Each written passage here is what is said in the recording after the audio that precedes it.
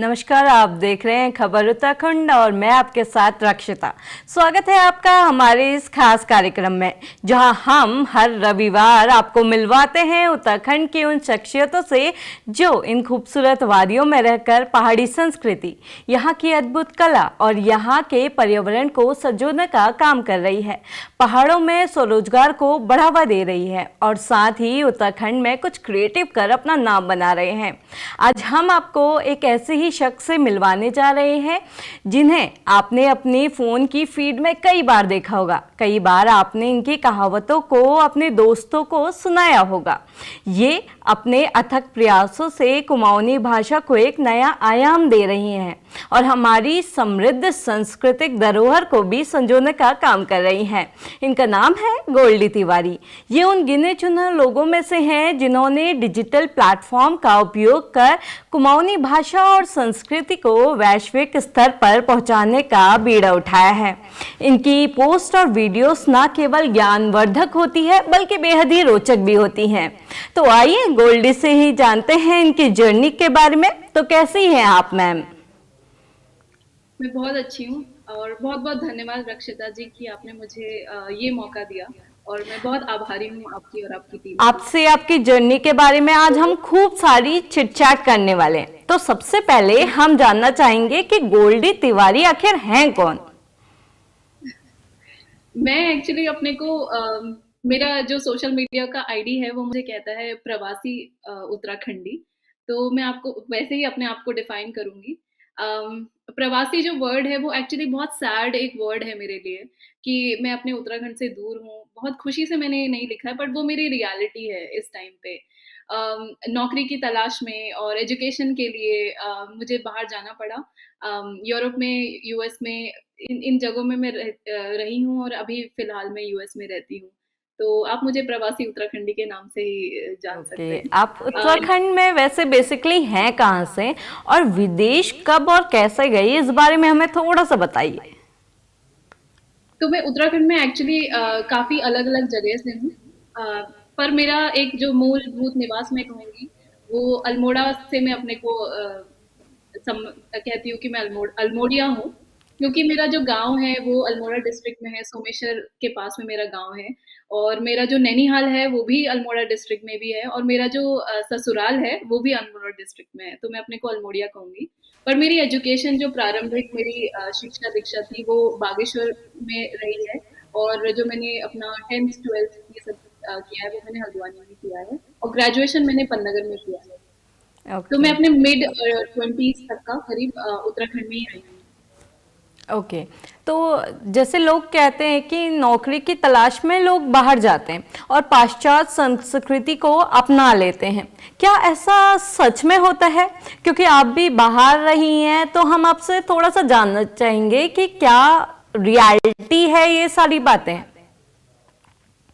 अम, एक तो दो चीजें आपने कही, नौकरी की तलाश में बाहर जाना और दूसरा पाश्चात्य संस्कृति को अपना लेना। तो मेरा मानना ये है कि नौकरी की तलाश में बाहर जाना या इंसान का एज ए ह्यूमन बीइंग हमारा जो डिस्कवरी का और जो एक्सपेडिशन का जो एक नेचर है वो काफी पुराना रहा है। ये एक नई बात नहीं है। हम लोग कोलंबस भी इंडिया की खोज करते करते निकल आया था। तो ये हमेशा से है और हमेशा से रहेगा ही। तो ये एक सच है जो हमको स्वीकारना होगा दुनिया के बारे में, जो गलत भी नहीं है। और दूसरा कि पाश्चात्य संस्कृति को अपना लेना, तो संस्कृति एक बहुत ही डायनेमिक चीज़ होती है मेरे हिसाब से। तो जैसे पाश्चात्य संस्कृति है उसमें भी कुछ अच्छी चीज़ें हैं और कुछ जो बुरी चीज़ें जो समाज के लिए हैं वो भी हैं। जैसे पाश्चात्य संस्कृति में वेस्टर्न कल्चर में इंडिविजुअलिज़्म यानी व्यक्तिवाद पे ज़्यादा फ़ोकस है। एनालिटिकल थिंकिंग पे फ़ोकस है। तो वो उसकी कुछ अच्छी बुरी चीज़ें भी हैं। पर जैसे अगर हम पाश्चात्य संस्कृति को डिफाइन करते हैं कि युवा आधुनिक कपड़े पहन रहा है, आधुनिक खाना खा रहा है, आधुनिक म्यूज़िक पाश्चात्य म्यूज़िक सुन रहा है, तो वो कर लेने से मुझे नहीं लगता कि कोई वेस्टर्न हो जाता है। पर अगर आप ऐसी कोई चीज़ अडॉप्ट करते हैं जो ना आपका पर्सनल विकास कर रही है, ना समाज का पर्सनल विकास कर रही है और वो भद्दी लग रही है, किसी का भी उसमें कोई फ़ायदा नहीं है, तो भले ही वो पाश्चात्य हो या फिर किसी और संस्कृति से हम उसे ले रहे हो, वो अच्छी चीज़ नहीं है। मेरा ये मानना है। अच्छा, जैसे कि हम देखते हैं कि उत्तराखंडी लोग जो होते हैं वो अपने घर से बाहर अपनी जो मातृभाषा है उसे नहीं बोलते, उन्हें बोलने में उन्हें शर्म या झिझक सी महसूस होती है। तो इस सब के बीच ऐसे माहौल में रहते हुए आपको ये कैसे ख्याल आया कि आप कुमाऊनी कविताएं सोशल मीडिया पर पोस्ट शेयर करें? जी, तो कुमाऊनी बोली एक्चुअली आप सर्च करेंगे इंटरनेट में तो आपको मिलेगी कि वो असुरक्षित भाषा में आती है। उसका मतलब है कि उसको बचाव की आवश्यकता है। अभी वो एंडेंजर्ड नहीं हुई है, पर वो बचाव के उसके प्रयासों की उसको आवश्यकता है। तो एक ये चीज़ है और क्योंकि वो मेरी मातृ बोली है, मातृभाषा तो हिंदी है क्योंकि हिंदी की बहन है कुमाऊनी और गढ़वाली उत्तराखंड में, काफ़ी मिलती-जुलती है उनसे। तो क्योंकि वो इतनी कल्चर से मेरे इमोशन से जुड़ी हुई है तो मुझे जब ये पता चला कि ये भाषा शायद कभी नहीं रहेगी, आज केवल 2 मिलियन लोग करीब उसे बोलते हैं, हो सकता है कि आगे कम लोग बोलने लगें और उसकी जो विशुद्ध रूप है उस उसको मुझे बचाने मतलब उसके लिए मुझे कंट्रीब्यूशन करने की हमेशा से एक इच्छा थी। क्योंकि मैं मानती हूँ कि भाषा एक्चुअली जैसे आर्कियोलॉजिकल डिपार्टमेंट जब कहीं खुदाई करता है तो अंदर से अवशेष ढूंढता है, बर्तन मिलते हैं पुराने और पुरानी चीजें मिलती हैं। तो मुझे लगता है अगर किसी कल्चर को अगर हमें जानना हो तो हमें भाषा की खुदाई करें तो हमें ये कहावतें किस्से और कहानियां मिलेंगी क्योंकि यही उनका जो एक क्रक्स होता है, वो जो कैप्सूल नॉलेज होती है ये देती हैं।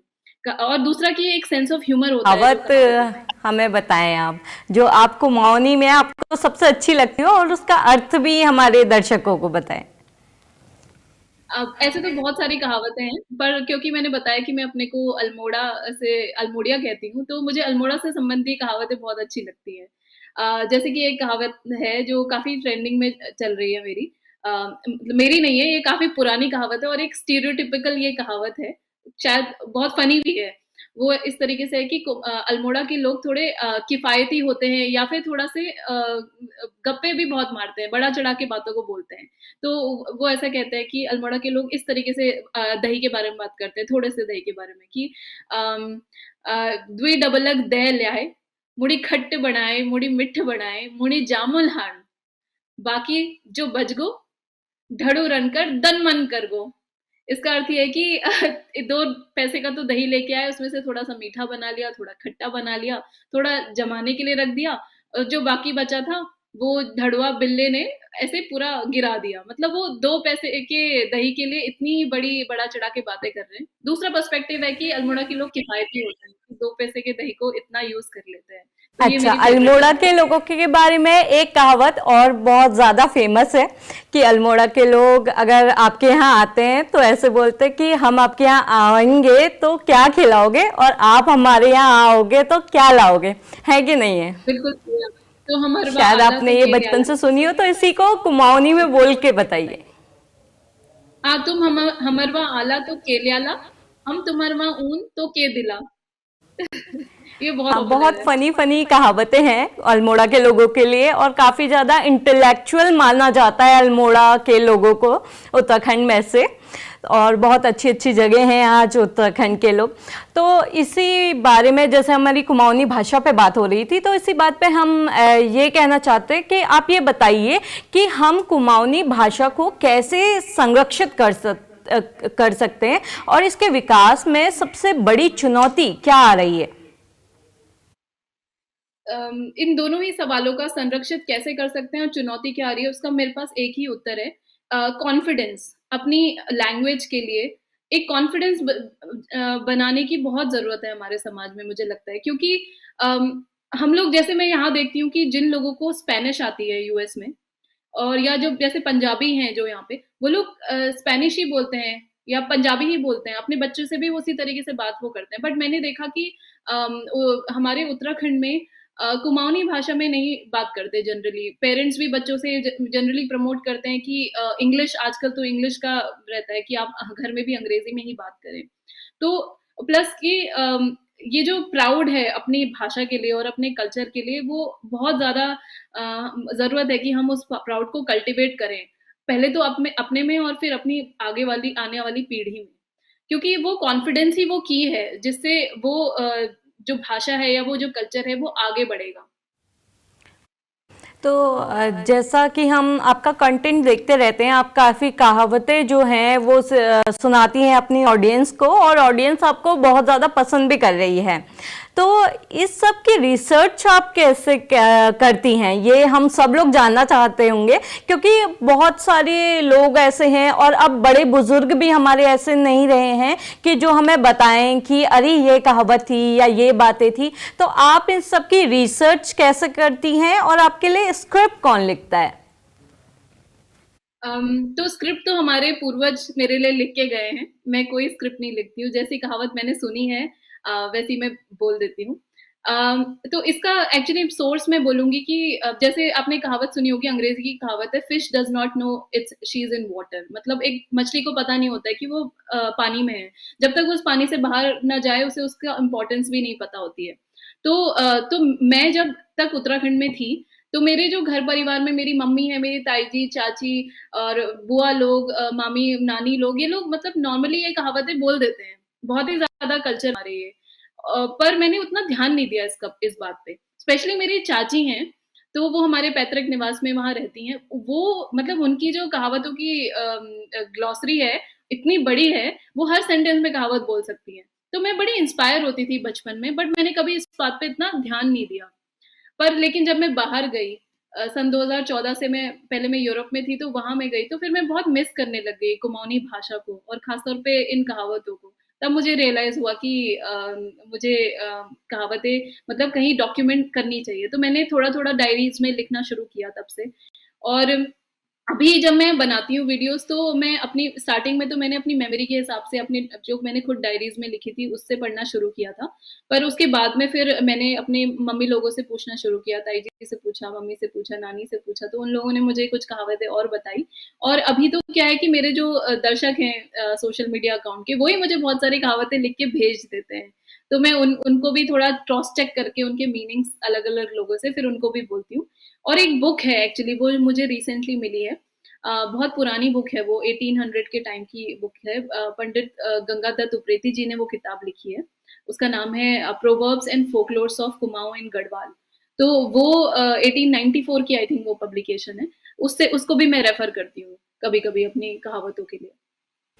अच्छा, तो आपकी जैसे आपने बात की, आपके सोशल मीडिया के जो लोग हैं, आपकी जो जनता है, वो आपको बता देती है कि भाई ये भी कहावतें हैं जो आप बोल सकती हैं। तो आपकी सबसे वायरल वीडियो कौन सी थी, ये इसके बारे में हमें थोड़ा बताएं, और ये भी बताएं कि उसके पीछे कहानी क्या है। आपने उसे कहाँ से पूछा, कहाँ से देखा, कौन सी बुक से रेफरेंस लिया, या फिर आपके किसी ऑडियंस ने आपको वो कहावत भेजी थी? तो सबसे पहली वायरल तो मेरी थी सास बहू के ऊपर एक कहावत है। तो वो है कि निखानी बुआरी चुलपन दौड़ी। इसका अर्थ ये है कि जो बहू कहती है कि मैं खाना नहीं खाऊंगी, मतलब मैं तो कम खाती हूँ, वही ज्यादातर किचन की ओर दौड़ती हुई दिखाई देती है। मतलब कि उसी जो लोग हम कहते हैं हम ऐसा नहीं करते हैं, वही जनरली ये काम करते हुए ज्यादा पाए जाते हैं। तो ये कहावत बड़ी वायरल हुई थी। इसका रीज़न मुझे लगता है कि इसलिए भी वायरल हुई थी क्योंकि इसका जो वीडियो शूट था वो मेरे हस्बैंड ने किया था। तो वो क्वालिटी बहुत अच्छी वो लेके आए थे। उससे पहले मैं इतनी अच्छी क्वालिटी में वीडियो नहीं बना पाती थी। तो उस वज़ह से जो कंटेंट की वीडियो की क्वालिटी होती है, प्लस ये कहावत भी काफ़ी कैची सी है। सास-बहू की जो एक कहावतें हैं वो वैसे भी हर लैंग्वेज में बहुत फेमस है। तो वो मेरी फर्स्ट वायरल कहावत थी। और अभी रिसेंटली जो सबसे ज़्यादा वायरल हुई है, मैंने आपको वो सुना दी है। अल्मोड़ा के लोगों पे है, वी डबल अ दय लाई वाली कहावत। ठीक है। तो आपको जो हमारे दर्शक देख रहे होंगे, ये ज़रूर जानना चाह रहे होंगे कि विदेशों का माहौल आखिर कैसा होता है, कि ये थोड़ा अलग होता है, या फिर कैसे आपने वहाँ शुरुआत में जब आप गई तो आपने एडजस्ट कैसे किया, तो आपको क्या क्या परेशानियाँ आई, और ऐसा कुछ विदेश में होता है जो हमारे उत्तराखंड से मिलता जुलता होता है, आपको वो चीज़, वो कुछ त्योहार या कुछ ऐसी चीज़ हमारी उत्तराखंड की याद दिलाते हो? हाँ, सन 2014 में मैं एक्चुअली विदेश चली गई थी। आज 10 साल मुझे हो गए हैं बाहर, प्रवासी उत्तराखंडी बने हुए। तो सबसे पहले जब मैं गई थी बेल्जियम में 10 साल पहले, तो एडजस्ट करने में हाँ प्रॉब्लम्स तो आती हैं, क्योंकि इंडिया में क्या है ना कि बहुत सारे लोगों के साथ हम रहते हैं। बहुत सारे लोगों से मिलना होता है। पर यूरोप में उस समय जब मैं गई थी तो उतने लोगों को किसी को भी मैं नहीं जानती थी। एक भी इंसान को, एक्सेप्ट क्योंकि मैं अपनी पीएचडी के लिए गई थी, तो मैं, मेरे जो प्रोफेसर्स थे उनको ईमेल्स के थ्रू, वो भी बेल्जियंस ही थे, उनको मैं उस तरीके से जानती थी, बट ऐसे पर्सनल में किसी को नहीं जानती थी। तो एक तरीके से एक नई जगह में फिर से अपना सपोर्ट सिस्टम बनाना, और वो जो एक लोनलीनेस होती है उसको मतलब समझना, और उस अपना दिन उस हिसाब से प्लान करना, तो इमोशनली वो थोड़ा सा एडजस्टमेंट मेरे लिए डिफिकल्ट था। उसके अलावा खाना, क्योंकि जब हम स्टूडेंट होते हैं, ऑल्दो मुझे मेरा स्टाइपेंड मिलता था पीएचडी के दौरान में, पर हम उतना ज़्यादा मतलब खर्चा नहीं करते बाहर से खाना खाने में, और वेजिटेरियन, मैं वेज हूँ, तो फिर वेजिटेरियन भी थोड़ा मुश्किल से मुझे मिलता था, तो मैंने खाना बनाना सीखा। घर पे रोज खाना, यहाँ पे क्या होता था कि घर पे मम्मी बनाती थी, फिर हॉस्टल्स में फिर हम खाते थे, तो खाना बनाने की जरूरत नहीं पड़ती थी मुझे इंडिया में, जब भी थी। तो वहाँ इस तरीके के एडजस्टमेंट, घर के छोटे छोटे काम खुद कर लेने की जो आदत होती है, थोड़े से रिपेयर खुद कर लेने की, क्योंकि यहाँ पे वेस्ट में क्या है कि लेबर बहुत एक्सपेंसिव है, तो आप अफोर्ड नहीं कर सकते मोस्ट ऑफ द टाइम्स। तो आप घर के छोटे मोटे काम, रिपेयर्स, अगर कुछ टूट गया है तो उसको खुद करने की कोशिश करते हैं, तो ये एडजस्टमेंट भी स्टार्टिंग में थोड़े से करने पड़े थे। तो क्या आई थिंक ये एक स्किल आपके अंदर आ गई कि आप अपने जो रिपेयर्स हैं अब आप खुद कर लेती होंगी। भारत में भी जब आप आती होंगी तो अपने गांव में काफ़ी चीज़ें हैं जो आप खुद कर सकती हैं अब। तो पहले गोल्डी, मैं ट्राई इसके करती थी अलावा थोड़े बहुत, क्या वो मेरे आपके हस्बैंड करते हैं। क्या आपके शहर में या क्या विदेशों में कुमाऊनी त्योहार आप मनाती हैं? जहाँ भी आप रही, क्या आपने ये कुमाऊनी त्योहार मनाए? और कितना उत्साह वाला होता है ये सब कि अब भाई हम अपना फेस्टिवल सेलिब्रेट कर रहे हैं, कितना उत्साह रहता है आपके अंदर? हाँ, बहुत ज़्यादा रहता है। मैं ये तो नहीं कहूँगी कि मैं सारे के सारे कुमाऊनी फेस्टिवल मनाती हूँ, क्योंकि इतने सारे हैं। मुझे तो ये लगता है कि हर दिन एक ना एक कुमाऊनी फेस्टिवल रहता है।